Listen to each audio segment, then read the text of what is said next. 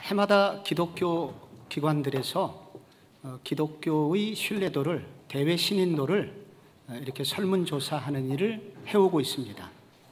근데 올해 4월에도 몇 달 전에 해서 발표가 나왔습니다.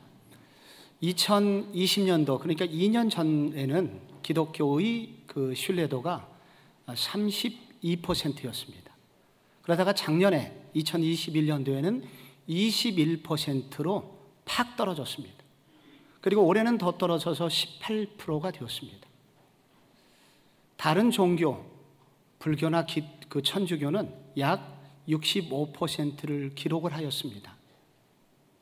왜 사람들이 이렇게 교회에 대해서 이렇게 신뢰를 주지 않는가? 그 이유가 무엇입니까? 그렇게 물었던 항목의 압도적 1위는 목회자와 신도들의 언행불일치, 그들이 믿는 대로 말하는 대로 행동하지 않는다 하는 것이었습니다. 우리 모두 다 알듯이 교회는 건물이 아닙니다. 세월이 지나면 건물은 사라지게 됩니다. 그래서 교회는 세상으로부터 부름받은 하나님의 백성들, 우리들입니다. 우리들이 모인 곳을 교회라고 합니다. 그러니까 지금 교회가 세상에서 신뢰를 얻지 못하고 있는 이유는 바로 우리들 때문입니다.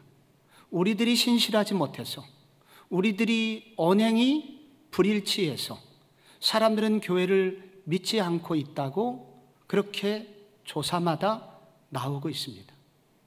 그래서 우리들의 숙제와 우리들의 고민은 무엇이냐면, 우리는 어떻게 진짜 교회가 될 수 있는가? 우리는 어떻게 진짜 교인이 될 수 있는가?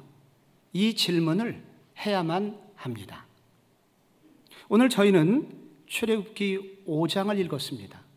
출애굽기 서론에는 애굽에서 고통스럽게 노예 생활을 하는 이스라엘 백성들의 아픔이 나옵니다. 그들은 그 고통에서 벗어나게 해달라고 오랫동안 기도했지요. 그때 하나님은 모세라는 사람을 부르셨고, 모세가 자기가 부족하다고 하자 대변인 형님 아론을 붙여주었습니다. 그래서 모세와 아론이 이제 애굽으로 돌아갑니다. 애굽의 고센 지역에 이스라엘 백성들이 모여 살고 있지 않습니까? 이제 그곳에 가서 이제 하나님의 뜻을 전하기 위해서 백성의 대표들을 부르게 됩니다. 그게 4장 29절에 나옵니다. 모세와 아론이 가서 이스라엘 자손의 모든 장로를 모으고, 아론이 여호와께서 모세에게 이르신 모든 말씀을 전하고 백성 앞에서 그렇게 대변인이 말을 하고, 그리고 모세가 이적을 행하니 백성이 믿으며 여호와께서 이스라엘 자손을 찾으시고 그들의 고난을 살피셨다 함을 듣고 머리 숙여 경배하였더라.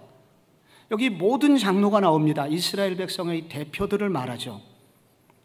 여러분, 애굽의 당시 고센 땅에는 적어도 200만 명, 300만 명 정도의 사람이 살았고, 여기 장로들은 각 지파와 각 가문의 대표들이니 아마도 2,000명, 3,000명 되었을 것입니다. 그 많은 장로들이 그 하나님의 뜻을 전달받고 이제 모세가 이적을 행하였을 때 그들이 놀라면서 그 모든 장로들이 머리 숙여 경배하였더라. 하나님이 드디어 우리의 기도를 들으셨구나. 우리의 아픔을 들어주시고 이렇게 출애굽하도록 하나님께서 계획을 세우고 계셨구나 하면서 막 울면서 하나님 앞에 예배를 드리는 장면으로 끝나게 됩니다. 여기 모든 장로들은 결국은 그 믿는 사람들의 모임이니까 구약교회라고 말합니다. 지금 구약교회가 뜨겁게 예배를 드리고 있습니다. 하나님이 우리를 돌아보셨습니다 하면서 감동하면서 예배를 드리고 있습니다. 이제 그들을 만난 후에 이제 모세는 바로를 만나러 단판을 지으러 갑니다. 바로를 만났습니다. 내 백성을 보내시오. 이것이 하나님의 뜻입니다. 여러분, 바로가 순순히 보냈을까요? No. 바로는 더 강하게 이스라엘 백성들을 핍박하였고 더 심한 노역을 시켰습니다. 그래서 이 모세의 계획이 다 틀어지게 되었고 이스라엘 백성들은 고난을 받게 되었습니다. 그러다가 길을 가다가 이 장로들이 모세를 만나게 됩니다. 그때 5장 20절이 나오는 것입니다. 그들이 이건 백성의 대표들입니다. 그들이 바로를 떠나올 때에 모세와 아론이 길에 서 있는 것을 보고, 여기에 보다는 것은 그냥 보는 게 아닙니다. 죽이기 위해서 달려들었다는 그런 뜻입니다. 그리고 모세에게 말하기를 너희가 우리를 바로의 눈과 그 신하의 눈에 미운 것이 되게 하고 그들의 손에 칼을 주어 우리를 죽이게 하는도다 하면서 모세와 아론을 향하여 욕을 합니다. 원망을 쏟아냅니다. 아니, 불과 얼마 전에는 하나님이 우리를 돌아보셨다 하면서 감격하면서 예배를 드렸던 그들이 이제는 팍 돌아서 가지고 모세와 아론을 원망하고 왜 이런 지도자를 하나님 보내주셨냐고 하면서 삿대질을 하고 있습니다. 구약 교회의 허약하게 그지없는 위선적 모습입니다. 서로를 사랑하고 격려하고 고난이 왔을 때 힘을 주기는커녕 서로를 물고 뜯고 그리고 서로를 미워하는 약하게 그지없는 슬픈 구약교회의 모습을 보게 됩니다. 여러분, 왜 이런 내용이 성경에 기록되어 있겠습니까? 그것은 교회가 교회다움을 잃어버릴 때 이런 일이 생길 것이다. 그러니 너는 어느 시대를 살더라도 교회가 교회다움을 유지해야 된다. 여러분, 어떻게 하면 우리가 교회가 교회되게 할 수 있을까요? 내가 그런 교회 되게 할 수 있을까요? 오늘 이 성경은 우리에게 교회가 교회 되려면 먼저 교회를 이루고 있는 구성원인 우리 교인들 속에 사랑의 수고가 있어야 된다. 희생하려는 각오가 있어야 된다 하는 말씀을 하고 있습니다. 여러분, 이들이 왜 이렇게 갑자기 돌변했냐면 그거를 요약해 주는 말씀이 읽지는 못했습니다마는 5장 19절에 나옵니다.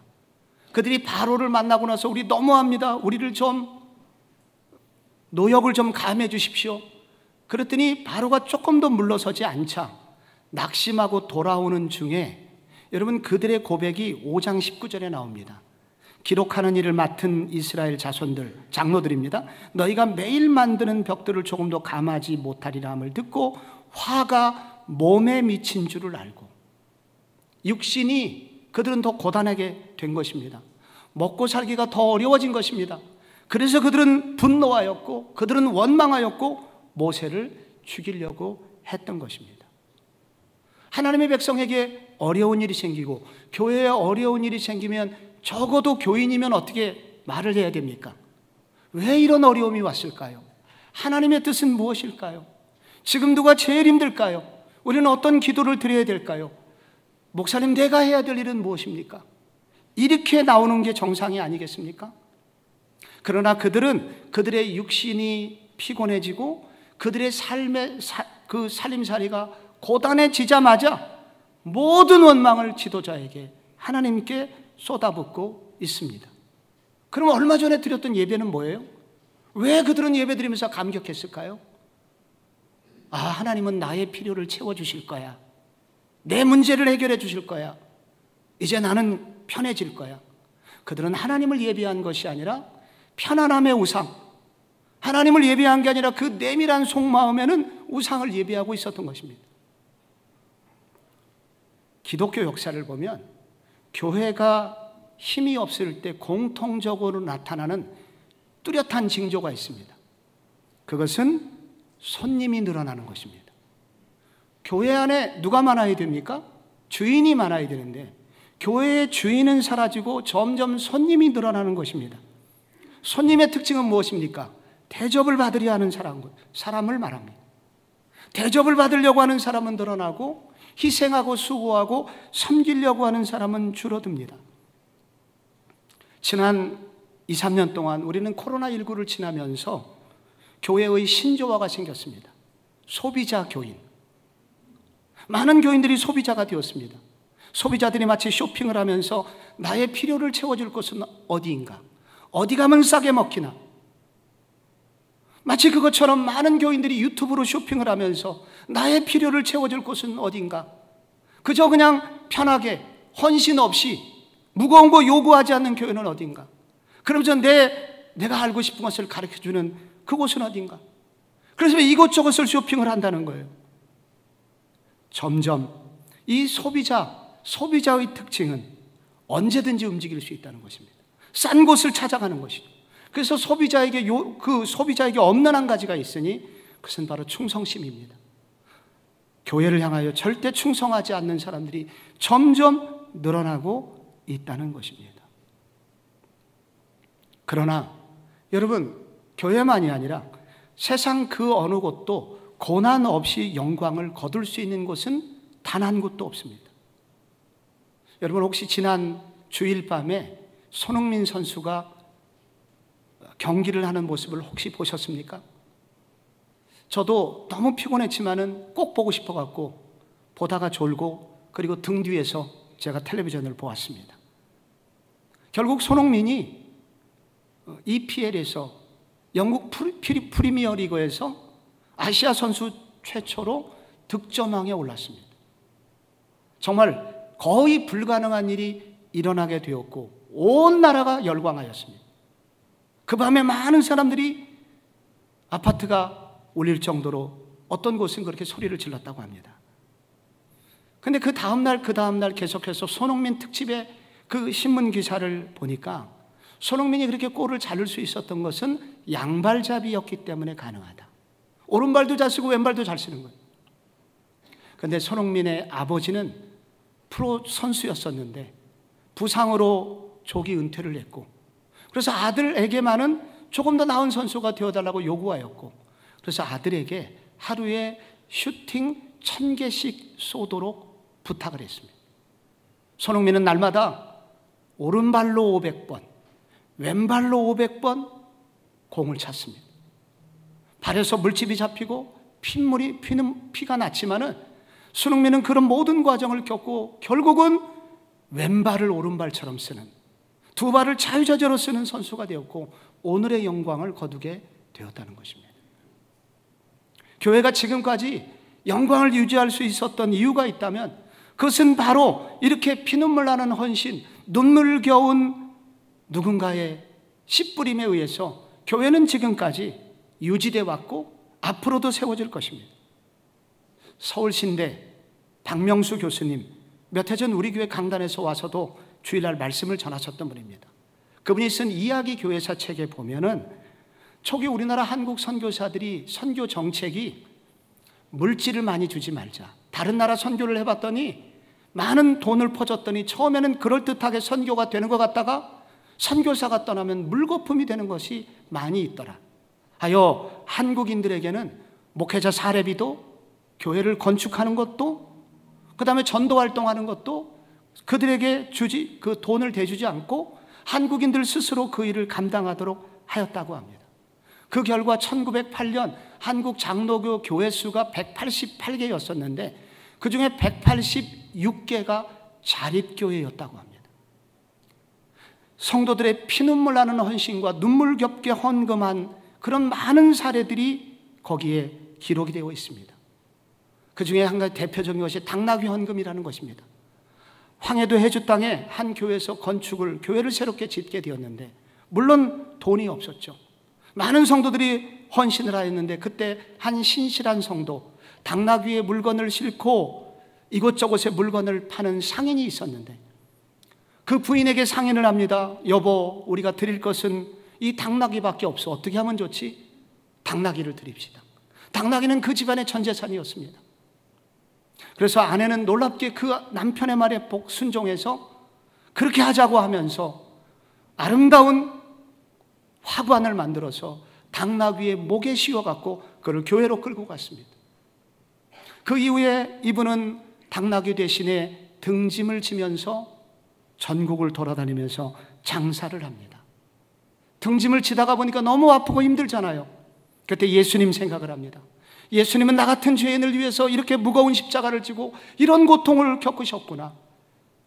그런데 내가 이것 정도 못하랴 하면서 십자가를 생각하면서 그는 감동하면서 찬송하면서 전국을 다녔다 하는 이야기를 선교사가 들었고 그 이야기가 편지를 타고 미국으로, 호주로 보내지게 됩니다.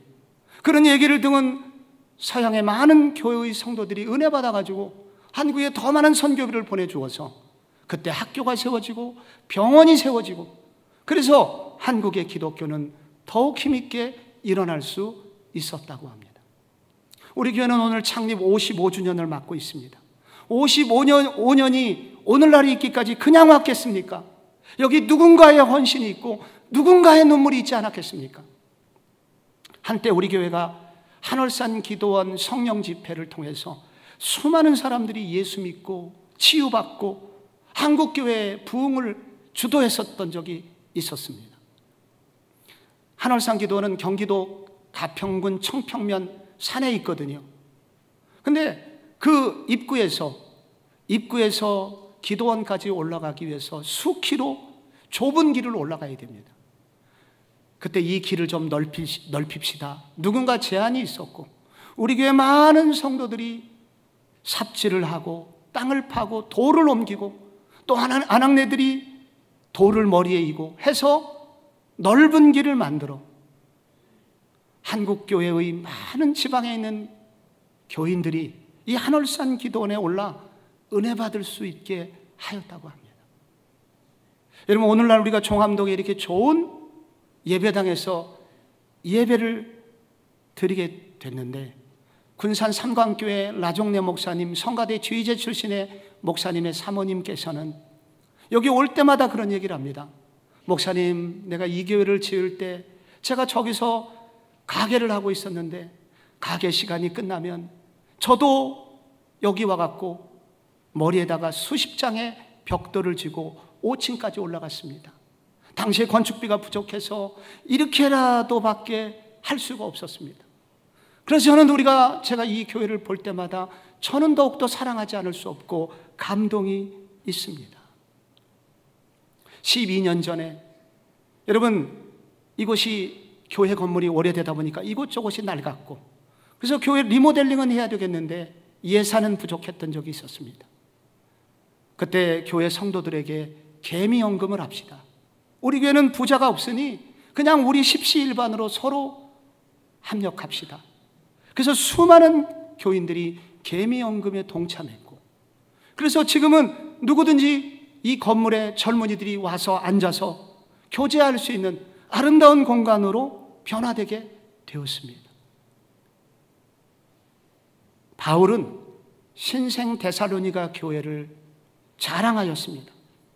교회가 생긴 지 3개월, 6개월, 1년밖에 안 된 교회인데 그 교회가 좋은 소문을 타고 많은 사람들에게 도전이 됐던 교회였기 때문입니다. 데살로니가서 1장 3절에 그 이유가 나옵니다. 너희의 믿음의 역사와 사랑의 수고와 우리 주 예수 그리스도께 대한 소망의 인내를 우리 하나님 앞에서 끊임없이 내가 기억한다. 하나님의 사랑하심을 받은 형제들아, 내가 너희의 택함 받음을 아노라. 너는 진짜 성도들이다. 여러분, 진짜 성도의 특징이 있습니다. 여기 사랑의 수고가 있다는 것입니다. 교회가 교회되는 곳에는 여기 누군가의 희생이 있어야 됩니다. 누군가의 눈물이 뿌려져야 됩니다. 누군가 해주기를 바라는 소비자 교인으로부터 벗어나서 이런 교인들은 줄어들고 주님의 몸된 교회를 위해서 나도 피 흘리겠습니다. 나도 무엇인가 씨 뿌리겠습니다. 이렇게 하는 사랑의 수고가 있는 교인들이 있을 때 교회는 교회가 될 수 있다고 합니다.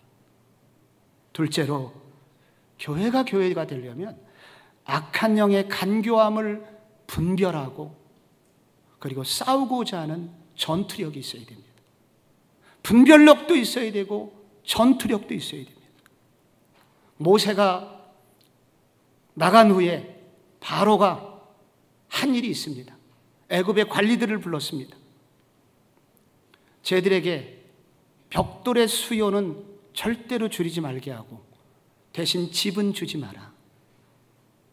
이 집이라고 하는 것은 벽돌을 구울 때 애굽의 집은 접착제처럼 이 흙과 흙을 이어주는 아주 끈적끈적함을 그 풀이 가지고 있습니다.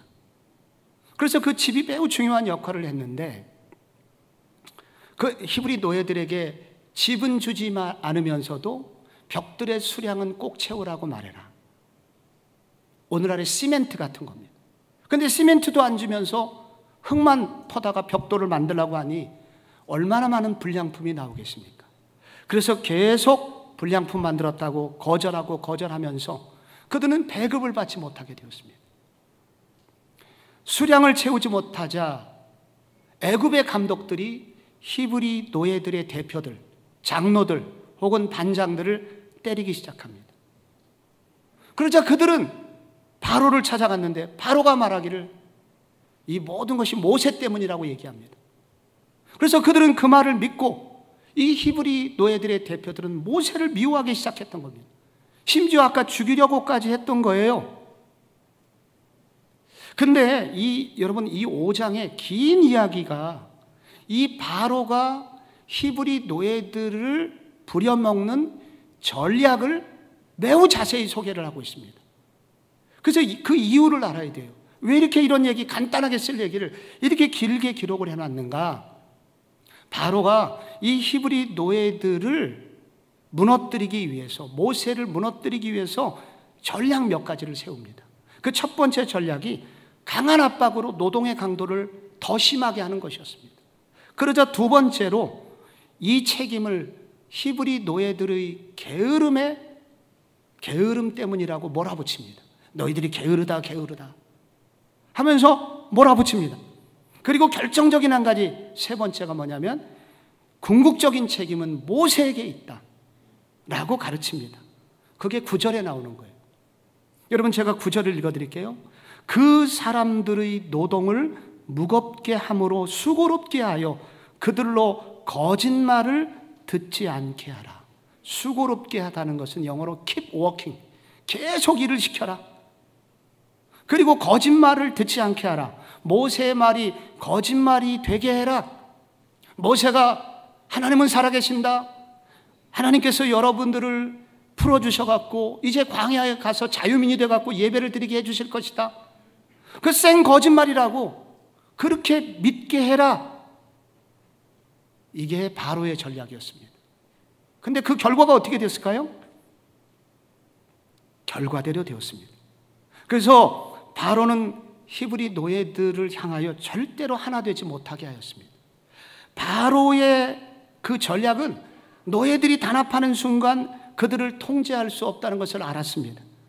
그래서 그의 목표는 구약교회를 분열시키는 것이었고, 그리고 그의 전략은 성공하는 것처럼 보입니다. 바로는 머리가 좋았다는 것입니다. 바로는 매우 간교했다는 것입니다. 그런데 여러분, 도대체 이 바로의 간교함, 이 탁월한 간교함은 어디로부터 나온 것일까요? 어떻게 이렇게 바로가 머리가 좋을까요? 여러분, 이 출애굽기는 창세기하고 한 권의 책입니다. 그 간교함의 시조가 나옵니다. 창세기 3장 1절에 나와요. 그런데 뱀은 여호와 하나님이 지으신 들짐승 중에 가장 간교하니라. 뱀이 여자에게 물어 이르되 하나님이 참으로 너희에게 동산 모든 나무의 실과를 먹지 말라 하시더냐? 이 한마디에 하와가 흔들립니다. 흔들리는 하와에게 이 뱀이 용기를 줍니다. 뭐라고요? 4절에 뱀이 여자에게 이르되 너희가 죽지 아니하리라. 하나님 말 다 쌩 거짓말이야. 너희가 그것을 먹는 날에는 눈이 밝아져서 하나님처럼 될까봐 하나님이 못 먹게 한 거야. 완전한 거짓말이죠. 그런데 하와는 그 거짓말을 아멘 하면서 받아서 먹어버립니다. 그리고 그날 이후에 아담과 하와의 가정에 분열이 찾아오고, 그리고 쑥대밭이 되고 결국 망하게 되죠. 그런데 여러분, 바로의 실체가 여기서 무엇인지 나옵니다.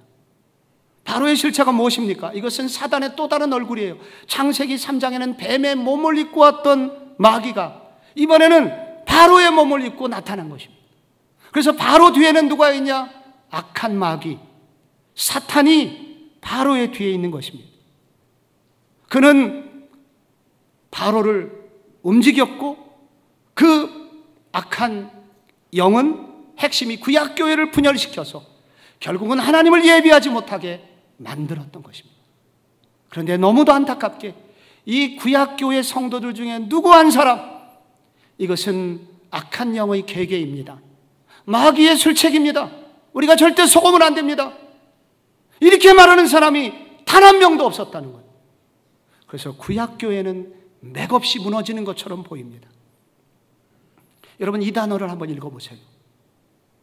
여러분 뭐라고 읽으십니까 지금? 누가 봐도 서울시 장애인연구소 이렇게 읽어야 됩니다. 근데 누군가 이것을 서울시장 애인연구소로 읽었습니다. 그리고 사방에 다니면서 파렴치한 서울시장, 그가 국민의 세금을 걷어갖고 애인연구소를 차렸다. 이런 시장은 있으면 안 된다. 그래서 욕을 하고 다닙니다. 소설가 이예수의 생각입니다.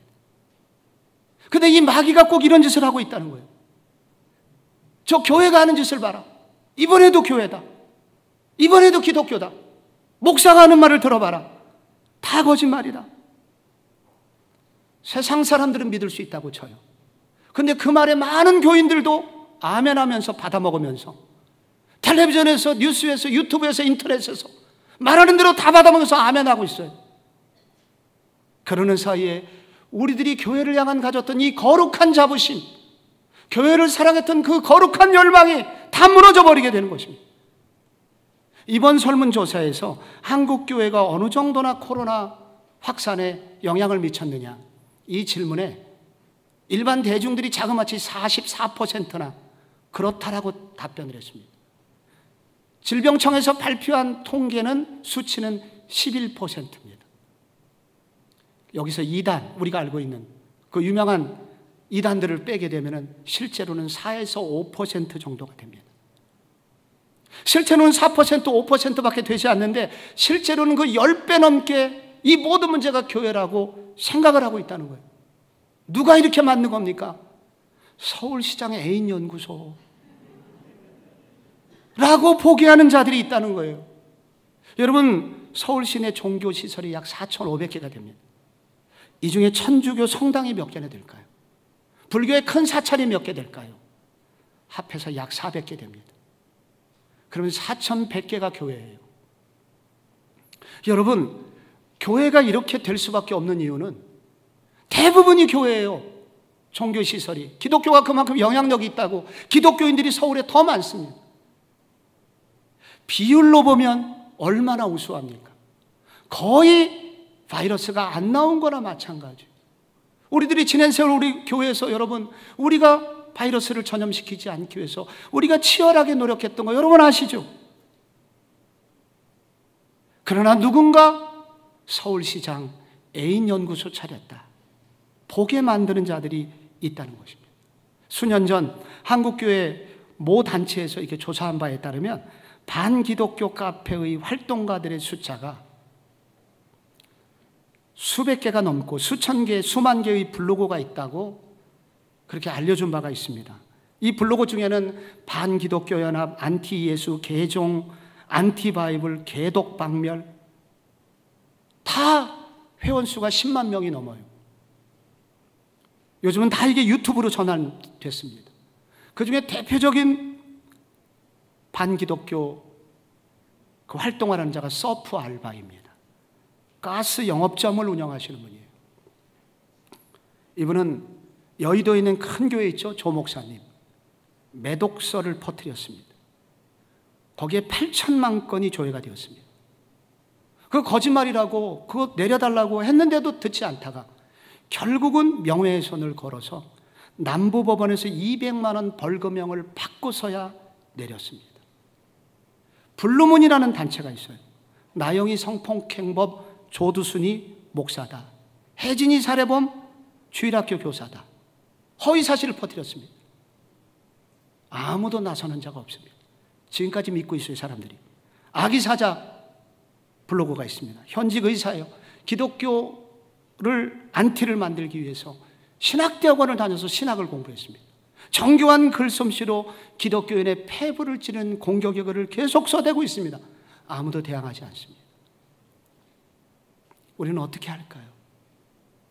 이렇게 장애인 연구소를 차려서 열심히 해보려고는 우리를 애인 연구소로 만드는 자들을 향하여 이런 도전을 받을 때 교회는 무엇을 해야 될까요? 물론 기도해야 되죠. 무엇을 기도해야 된단 말입니까? 어떻게 기도해야 될까요? 영적 분별력을 달라고 기도해야 됩니다. 이것이 영적 정죄임을 알도록 기도해야 됩니다. 에베소서 6장 11절에 나오는 대로 마귀의 간계를 능히 대적하기 위하여 하나님의 전신갑주를 입으라. 우리의 씨름은 혈과 육에 대한 것이 아니요 통치자들과 권세자들과 이 어둠의 세상 주관자들과 하늘에 있는 악의 영들을 대함이라 하면서 주님, 악한 마귀의 공격을 우리가 영적 분별력을 가지고 파악할 수 있는 눈을 달라고 기도해야 됩니다.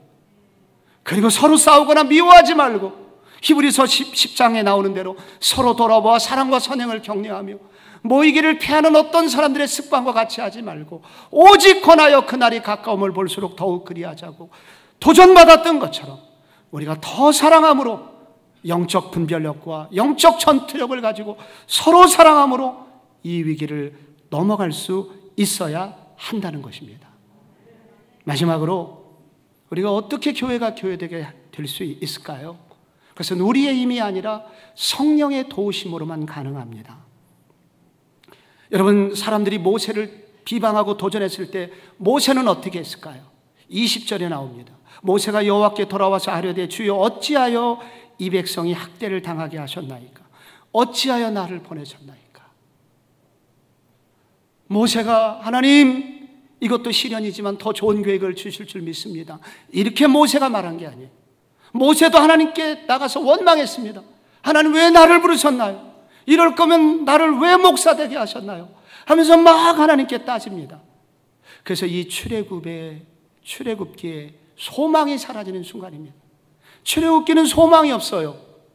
이제 유일한 소망이 그래서 6장 1절에 나옵니다. 유일한 소망이 하나 나옵니다. 그 소망은 어디로부터 나옵니까? 하나님께로부터 나옵니다. 6장 1절에 이렇게 말해요. 여호와께서 그때 모세에게 답변을 주십니다. 이제 내가 바로에게 하는 일을 내가 보리라. 강한 손으로 말미암아 바로가 그들을 보내리라. 강한 손으로 말미암아 바로가 그들을 그의 땅에서 쫓아내리라. 강한 손으로 두 번 나오죠. 이 말은 사람의 능력으로는 도저히 상상할 수 없는 일이 벌어질 것이다, 약속을 주고 계신 것입니다. 바로가 너희를 오히려 쫓아낼 것이다. 바로가 사정사정하면서 제발 나가주세요 하는 날이 올 것이다. 여러분, 이런 날이 진짜 오나요? 옵니다. 뒤에 읽어보면 옵니다. 아직은 모세는 모르고 있어요. 하나님께서 하시는 일이 10가지 재앙을 내리시죠. 그리고 마지막 재앙은 6월절 작전으로서 어린 양의 피를 바르지 않은 애굽의 모든 장자들이 죽임을 당하게 되죠. 결국은 바로가 손을 들면서 제발 나가주세요 라고 부탁을 하는 장면이 나옵니다. 질문이 생깁니다. 그러면 하나님 처음부터 그러시지 왜 그런 좋은 계획을 가지고 계신데 이렇게 어려움을 당하게 하십니까? 질문이 생깁니다. 이유가 무엇일까요? 구원은 오직 하나님께로만 가능하다는 것을 알려주시기 위해서입니다. 구원은 모세가 가져다 주는 게 아니다. 구원은 사람이 가져다 주는 것이 아니라 구원은 오직 여호와께로부터 오는 것이다. 그래서 하나님을 더 철저히 의지할 때만 진정한 구원받음이 일어날 수 있다는 것을 알려주십니다. 예수님의 첫 번째 제자 베드로입니다. 가장 앞선 제자죠. 예수님께서 베드로의 신앙이 성장하는 것을 매우 기뻐하시면서 마태복음 16장에 이런 약속을 주셨습니다. 내가 또 내게 이르노니 너는 베드로라. 내가 이 반석 위에 내 교회를 세우리니 음부의 권세가 이기지 못하리라. 베드로의 뜻이, 이름의 뜻이 반석이거든요. 내가 이 베드로 위에, 네 믿음 위에 내가 나의 교회를 세울 거야 라고 예수님 말씀하십니다. 그런데 말이죠, 베드로가 이런 약속을 받았지만 베드로는 예수님을 3번이나 부인했습니다. 그리고 십자가를 예수님 칠 때 베드로는 도망을 갔습니다. 그리고 낙심해서 갈릴리 바다로 돌아가서 옛날 직업을 다시 찾아가지고 일하고 있었습니다. 교회를 완전히 떠난 그런 사람이 됩니다. 여러분, 이런 베드로가 사도행전에 보면 전혀 다른 얼굴로 나타납니다. 너무나 진실하고 너무나 용기 있고 너무나 말씀에 확신이 있고 그리고 복음을 향하여 뜨겁고 어떤 도전이 와도 물러설 줄 모르는 용기의 사람으로 사도행전에 등장해서 예루살렘 교회의 지도자가 됩니다. 이 허약한 베드로가 어떻게 이렇게 멋진 하나님의 사람이 되었습니까? 그 이유는 딱 한 가지, 사도행전 2장 4절에 나옵니다. 그들이 다 성령의 충만함을 받고 성령이 말하게 하심을 따라 다른 언어들로 말하기를 시작하시는, 베드로가 성령을 받게 된 것입니다.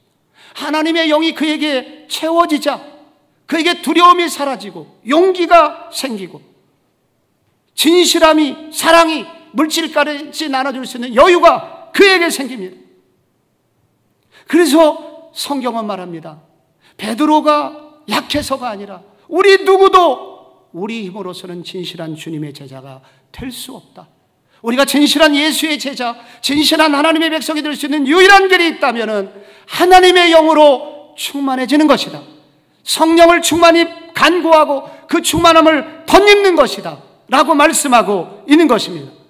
한때 이스라엘 백성들이 포로로 끌려갔다가 돌아왔을 때 그들이 성전을 막 짓고자 하지만 성전을 지을 수 있는 돈도 없고 열정도 없고 아무것도 없을 때, 그때 하나님이 스가랴 선지자를 보냅니다. 스가랴 4장 6절에 스가랴 선지자가 외칩니다. 이는 힘으로도 되지 아니하고 능으로도 되지 아니하고 오직 나의 영으로 되느니라. 성령으로만 가능하다고 말씀하고 있습니다. 우리 교회를 설립하신 목사님, 제가 일대기를 어저께 다시 한번 읽어봤습니다. 이천성 목사님, 한때 천하의 깡패, 정치 깡패 이정재와 쌍벽을 이루던 명동 빠꼬미, 명동의 상인들이 아침에 일어나서 기도하기를 오늘 제발 이천석을 만나지 않게 하소서. 그래서 많은 사람을 괴롭히던 괴환 같은 사람, 그가 이천석이었습니다. 그런 그도 아내에게는 약했습니다. 사모님께서 병에 걸렸고 몹시 아팠을 때 남편에게 말하기를, 당신이 그래도 기도해 주면 나을 것 같아요. 당신이 교회 나가면서 나를 위해서 기도해 주면 나을 것 같아요. 그래서 그렇게 해주겠다고 약속합니다. 그리고 실제로 기도를 시작합니다. 그런데 기도를 시작한 지 얼마 안 돼 갖고 친구가 술을 마시자고 유혹을 합니다. 그래서 어쩔 수 없이 유혹에 넘어갔고, 그런 술을 마시고 돌아오자 아내가 막 울기 시작합니다. 그때 이천석 목사님의 기도가 책에 나와요. 하나님, 이천석 이놈이 술 좀 먹었습니다. 안 먹고 견디려고 했는데 친구들이 권하는 바람에 몇 잔 쭉 했습니다. 술을 먹었더니 옆에 내가 웁니다. 하나님께 기도하라는 소원 때문에 기도합니다만 하나님, 술을 먹지 못하게 해주십시오. 술을 먹어도 다 토할 수 있게 해주세요. 그런 기도가 나옵니다. 1959년 10월 24일 죽을 병에 걸린 사모님께서 소원을 얘기합니다. 여보, 신혼여행 한번 가고 싶어요. 우리 신혼여행도 못 갔잖아요. 그래서 소원을 들어줍니다. 가보니까 삼각산 기도원이에요. 기도원에 가니까 난리를 치고 있어요. 북치고 장구치고. 그래서 막 찬송을 부르고 막 기도하고 있어요. 그래도 아내 때문에 이틀째 버티고 있는데 갑자기 천장에서 불덩어리가 떨어져서 이천석 목사님에게 달려듭니다. 이크하면서 피하려고 그러는데 피하지 못하고 이천석 목사님 입속으로 들어오게 됩니다. 그 순간 이분이 떼굴떼굴 구르기 시작합니다. 그리고 어렸을 때부터 지은 모든 죄가 다 생각이 나는 거예요. 그래서 나는 죄인입니다. 이천석 이놈은 죄인입니다 하면서 토하듯 회개의 기도를 드리기 시작합니다. 그러나 마음 한편으로는 상상할 수 없는, 이전에 경험하지 못한 기쁨이 그의 내면에서 올라오기 시작합니다. 기도원에서 내려왔습니다. 얼마 후에 버스를 탔어요. 당시 안내양이 있었거든요. 안내양에게 말합니다. 아가씨 피곤하지? 따뜻하게 말했습니다. 안내양이 놀랐습니다. 아저씨는 얼마 전에 돈 안 낸다고 저를 때리신 분 아니에요? 그때는 그랬지. 정말 미안해. 근데 내가 요즘 바뀌었단다. 난 이제는 그렇게 안 살 거야. 나 달라졌어. 아저씨 알아요. 아저씨 얼굴에 나 바뀌었어라고 써 있는 거리요. 그 다음부터 달라지게 됩니다. 명동 거리를 지날 때면은 이제는 그들이 돈으로 보였었는데 이제는 천국을 알지 못하고 진리를 알지 못하고 지옥으로 가는 짐승들처럼 그렇게 보였대요. 눈물을 흘리면서 전도를 하기 시작합니다. 그것이 오늘날 성복중앙교회를 이루게 된 시작입니다. 거기서 시작이 된 거예요.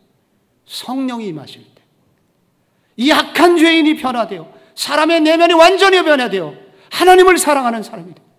내가 죄인이라는 것을 깨닫게 되고 그리고 사람을 사랑하게 되고 진실하게 살고자 애쓰게 되고 물론 실수는 있겠지만 그리고 무엇보다 영혼을 사랑하고 복음을 전하고자 하는 열정의 사람으로 바뀌게 되었다고 하는 것입니다. 어렵습니다. 한국 교회가 어렵습니다. 그러나 교회가 교회된다면 하나님은 우리에게 다시 기회를 줄 줄 믿습니다. 교회는 다른 데 있는 것처럼 내가 교회입니다. 내가 그렇게 되어야 됩니다. 내가 그런 길을 걸어야 됩니다. 내가 교회가 되어야 돼요. 어떻게 될 수 있습니까? 사랑의 수고를 하겠습니다. 결단하시기 바랍니다. 악한 간교와 악한 영과 분별력을 가지고 싸우겠습니다. 기도하십시오. 그리고 무엇보다 성령을 구하여 성령이여 저를 변화시켜 주시옵소서 기도하면서 새날을 준비하시는 복된 성복중앙교회 교인들이 되시기를 주 예수 그리스도의 이름으로 축복합니다.